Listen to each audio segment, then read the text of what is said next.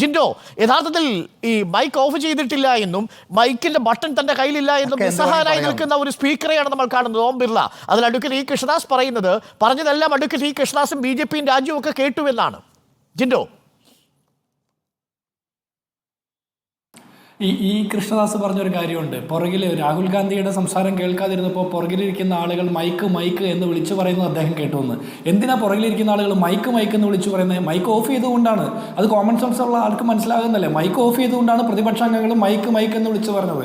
അതിനുശേഷം രാഹുൽ ഗാന്ധി പൂർത്തിയാക്കാൻ എന്തെങ്കിലും ചെറിയൊരു ടെക്നിക്കൽ സാർ ജിൻഡോ, എന്തെങ്കിലും ചെറിയൊരു ടെക്നിക്കൽ ഗ്ലിച്ച് വന്ന് അത് കഴിഞ്ഞിട്ട് അദ്ദേഹം സംസാരിക്കുന്നുണ്ട്. ആയിക്കോട്ടെ, അതെ, ഗ്ലിച്ചിന്റെ പേരാണ്, ആ ടെക്നിക്കൽ ഗ്ലിച്ചിന്റെ പേരാണ് സഹിഷ്ണുത ഇല്ലായ്മ എന്നാണ് കോൺഗ്രസ് ആരോപിക്കുന്നത്. ജിൻഡോ, അതെ അതെ അതെ അരുൺ അത് തന്നെയാണ്. ഈ രാജ്യത്ത് നരേന്ദ്രമോദി പ്രധാനമന്ത്രിയായി അധികാരമേറ്റതിന് ശേഷം പാർലമെന്റിനകത്ത് പ്രതിപക്ഷ എം പിമാരുടെ ശബ്ദം കേൾക്കുമ്പോൾ ഉണ്ടാകുന്ന ആ ടെക്നിക്കലായിട്ടുള്ള പ്രശ്നമില്ലേ, അതിൻ്റെ പേരാണ് താങ്കൾ പറഞ്ഞ അസഹിഷ്ണുത. പ്രതിപക്ഷ അംഗങ്ങളുടെ ശബ്ദം കേൾക്കാൻ പോലും പ്രയാസപ്പെടുന്ന, പേടിക്കുന്ന ഒരു ഭരണാധികാരിയാണ് ഈ രാജ്യം ഭരിക്കുന്നത്. ഇവിടെ കൃഷ്ണദാസ് പറഞ്ഞത് രാഹുൽ ഗാന്ധിക്ക് പൂർത്തിയാക്കാൻ ആഗ്രഹിക്കുന്ന സംഗതികൾ എന്തൊക്കെയാണെന്ന് ചിലപ്പോൾ ജിൻഡോന് അറിയാമെന്ന്. ജിൻഡോന് മാത്രമല്ല, ഈ രാജ്യത്തെ പ്രതിപക്ഷ ചേരിയെ വിശ്വസിക്കുന്ന മുഴുവൻ ജനാധിപത്യ വിശ്വാസികൾക്ക് അറിയാം. ഒന്നാമത്, നീറ്റ് പരീക്ഷയുടെ ചോദ്യപേപ്പർ ചോർന്നു. 24 ലക്ഷം പേർ എഴുതിയ പരീക്ഷയുടെ ചോദ്യപേപ്പർ ചോർന്നു എന്നുള്ളത് വ്യക്തമാണ്. രണ്ടാമത്, നെറ്റ് പരീക്ഷയുടെ ചോദ്യപേപ്പർ ചോർന്നു. മൂന്നാമത്, രാമക്ഷേത്രത്തിന്റെ മേൽക്കൂര ചോർന്നു.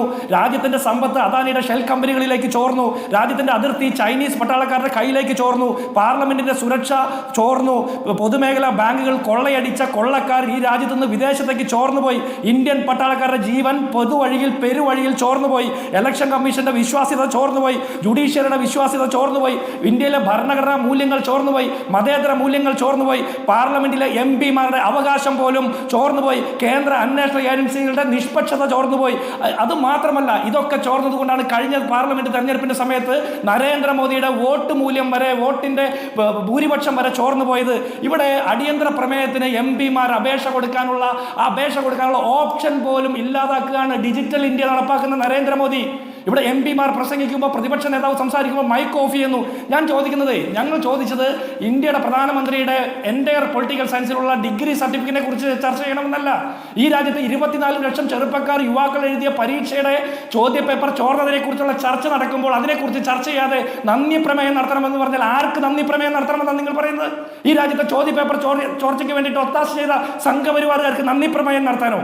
ഈ രാജ്യം നരേന്ദ്രമോദി ഭരിക്കുന്നത് പോലെ ആണ് ഈ 24 ലക്ഷം ചെറുപ്പക്കാർ എഴുതിയ ഈ റാങ്ക് ലിസ്റ്റിൽ വന്ന ചെറുപ്പക്കാർ. അതിൽ കോപ്പി അടിച്ചവൻ, കോപ്പി അടിക്കാത്തവരൊക്കെ ഉണ്ടാവും. ഈ ചെറുപ്പക്കാരുടെ കയ്യിലേക്കാണ് ഈ രാജ്യത്തെ ആളുകളുടെ ജീവൻ വെച്ചു കൊടുക്കുന്നത്. ഇവരാണ് നാളുകളിലെ ഡോക്ടർമാരാകുന്നത്.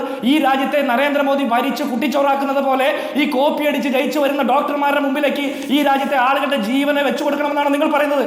80 കോടി രൂപയ്ക്ക് BJP നേതാവിന്റെ കരിമ്പട്ടികയിൽപ്പെട്ട കമ്പനിക്ക് പരീക്ഷാ നടത്തിപ്പിന്റെ ചുമതല കൊടുത്തത് ആരോട് ചോദിച്ചിട്ടാ? നിങ്ങൾക്കിതൊന്നും സംരക്ഷിക്കാൻ കഴിയില്ലെങ്കിൽ പിന്നെ എന്തിനാണ് നിങ്ങൾക്ക് ഈ കുറ്റക്കാരെ സംരക്ഷിക്കാൻ വേണ്ടിയിട്ട് തന്നെയാണ് ഈ ഒളിച്ചുകളി? ഞാൻ ചോദിച്ചല്ലോ, നരേന്ദ്രമോദിയുടെ ഡിഗ്രി സർട്ടിഫിക്കറ്റ് അല്ല നമ്മുടെ ഇന്നത്തെ ഡിബേറ്റ് വിഷയം.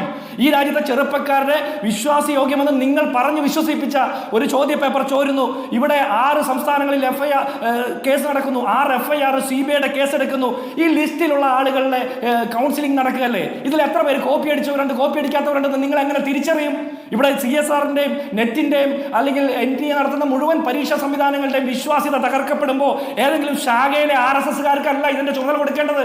നിങ്ങൾക്ക് സൗകര്യമുള്ളതുപോലെ ചുമതല കൊടുത്ത്, നിങ്ങൾക്ക് സൗകര്യമുള്ളതുപോലെ ഈ രാജ്യത്തിന്റെ ചരിത്രത്തെ വളച്ചൊടിക്കുന്നത് പോലെ, NCERTയുടെ CBSEയുടെ സിലബസ് വളച്ചൊടിക്കുന്നത് പോലെ തന്നെയാണ് പൊതുപരീക്ഷകൾ എന്ന് നിങ്ങൾ വിചാരിക്കരുത്. ഈ രാജ്യത്ത് ചോദിക്കാനും പറയാനും ശേഷിയുള്ള പ്രതിപക്ഷമാണ് ഇന്ന് ഇന്ത്യൻ പാർലമെന്റ്.